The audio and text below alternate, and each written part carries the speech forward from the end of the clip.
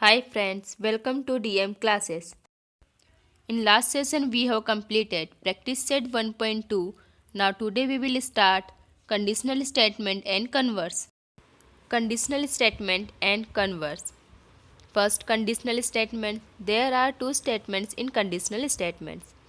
First, any statement stated in the if-then form is said to be a conditional statement. Second, the part of a statement which follows if is called antecedent and that which follows then is called consequence. For example, two intersecting lines are contained in one plane. It is a general form of conditional statement. The conditional form of this statement is if two lines intersect each other, then they are contained in one plane. In the given example, two planes intersect is antecedent and their intersection is exactly one line is consequent. Second, converse of a statement. First, a statement obtained by interchanging the antecedent and consequent is called the converse of the original statement. For example, if two lines intersect, then they are in a plane. It is a conditional statement. The converse is if two lines are in a plane, then they intersect each other.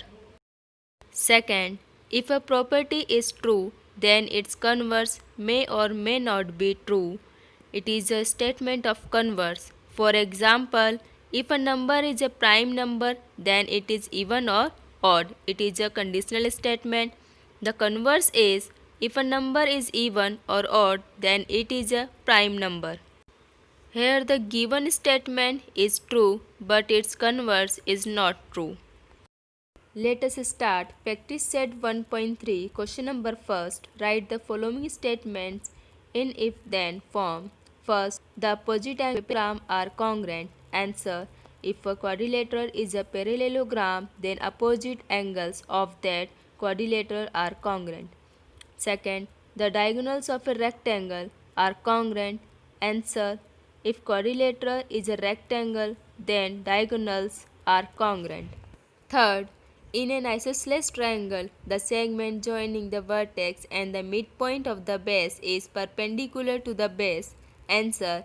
If a triangle is an isosceles, then segment joining vertex of a triangle and midpoint of the base is perpendicular to the base. Question number second. Write the following statements in if-then form.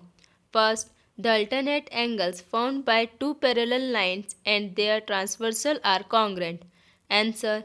If alternate angles made by two lines and its transversal are congruent, then the lines are parallel. Second, if a pair of interior angles made by the transversal of two lines are supplementary, then the lines are parallel. Answer.